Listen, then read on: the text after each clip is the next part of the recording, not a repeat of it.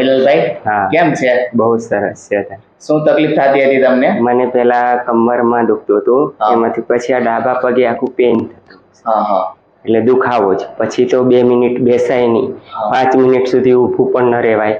પછી જમવા બેઠો હોય ને કદાચ એવું દુખાવા મળે પછી સૂતું ખાવાનું, અને 2 મિનિટ પણ ચાલી ના શકું એવી તકલીફ પડતી, એટલી બધી તકલીફ પડતી હતી. કેટલો ટાઈમ થયો આનો તમને દુખાવાનો? 4 મહિનાથી હતો. 4 મહિનાથી હતો. હા. પછી અહીંયા 5-6ઠ્ઠી સારવાર લેવા માટે આવ્યો છું. મને 3જી 4થી સારવારથી બિલકુલ ફેર પડી ગયો, મટી ગયું. અત્યારે તમે ચાલી શકો છો, ઊભા રહી ચાલી શકું છું, ઊભો રહી શકું છું. નારણપુરા 4 રસ્તાથી ચાલીને પણ અહીંયા આવી શક્યો છું. અને બસ સ્ટેન્ડ થી ગમે તે લાલ દરવાજાથી કાલુપુર સુધી પણ ચાલીને ગયેલો 4થી સારવારે. પેલા નતું ચલાતું? પેલા બિલકુલ નતું ચલાતું. આ ડોક્ટરને બતાવ્યું હતું તમે? ડોક્ટરને બતાવેલું હતું, MRI કરાયા, લોહી ટેસ્ટ રિપોર્ટ કરાયા. પછી મને ઓપરેશન કરવાની વાત કરી હતી. ઓપરેશન? હા, હોસ્પિટલમાં. પણ મેં કહ્યું હવે મારે ઓપરેશન કરાવવું નથી, બીજી જગ્યાએ થેરાપીનું કંઈક કરાવવું એમ. પછી ઓપરેશન ન કરાવ્યું? પછી ઓપરેશન ન કરાયું.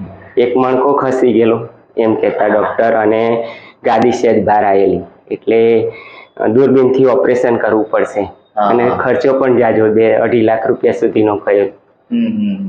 હા, એ તમે આપણે વચ્ચે જ્યારે વાત થઈ હતી, જ્યારે MRI કરાવ્યો ત્યારે તમને શું તકલીફ હતી કે L4, L5 ને L5S1 બે મણકા વચ્ચે તમારી ગાદી હતી ને બહાર આવી ગઈ હતી. બરોબર. ગાદી બહાર આવી ગઈ ને એના કારણે તમને નસ દબાઈ દીધી કમરમાં. નસ દબાવવાના કારણે તમને જે ઊભા નતા રહી શકતા, ચાલી નથી શકતા, ખાલી ચડતી હતી, આ દુખાવો થતો હતો, એ બધું કમરના હિસાબે હતું. આપણે શું કર્યું કે બોન સેટિંગ થેરાપી થી આપણે જે નસ દબાણી હતી ને એને આપણે છૂટી પાડવાનું કામ કર્યું, મેનિપ્યુલેશન કરીને સરખું કરવાનું કામ કર્યું. સરખું કર્યું ને એલાઇનમેન્ટ થયું એટલે દુખાવો તમને બંધ થઈ ગયો. તો આવી સારવાર કરવી જોઈએ? કરવી જોઈએ સાહેબ. દવા પીવા કરતા સારવાર કરવી સારી. આ બહુ સરસ સારવાર ને સરસ થઈ જાય છે. આપણે અહીંથી તમને દવા કેવું આપ્યું હતું? કશું જ નહીં, દવા વગેરે સારું થઈ ગયું. ગોળી દુખાવાની આપી હતી એ પણ નથી લીધી લેવામાં આવી. ઇમરજન્સી એ પણ નથી લીધી. નથી લેવી? ના. અત્યારે તમે ચાલીને બધે વ્યા જાવ છો? હા, એમ તો 4 વ્હીલ ચાલવું છું.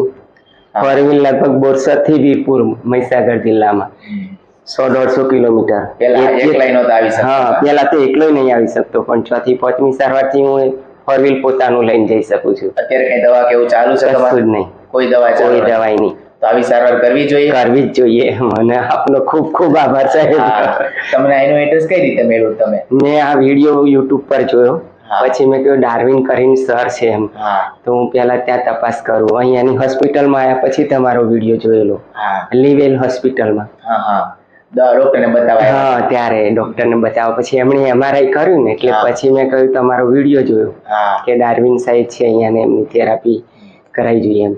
એમાં કેવું હતું તમને આમ જોઈએ ને દબાણ થોડુંક વધારે હતું, પણ એવું નતું કે ઓપરેશન કરવું પડે એવી કન્ડિશન નથી, રિકવર થઈ જાય એવી જ કન્ડિશન હતી. થોડુંક આપણે તમે કેવું છે ધ્યાન રાખ્યું, આરામ કર્યો એટલે વાંધો ન આવ્યો, મટી ગયું. હવે જો આપણે થોડુંક ધ્યાન રાખીએ ને ઉંમરના કારણે ખોટી રીતે વજન ઉચકાવે નહીં, ક્યાંય ઝટકો ન લાગે, તો ક્યારે આ તકલીફ હવે થાય નહીં. તો આજની સારવાર કરીએ.